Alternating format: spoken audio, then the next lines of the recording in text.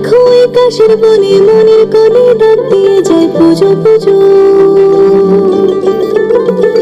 মহালয়া চণ্ডী পাঠে মাঠে ঘাটে সুর তুলে যায় পুজো পুজো। কাটে দিন রাত্রি হুল্লোড় বাড়তি, বেলা রেখে পাখি সব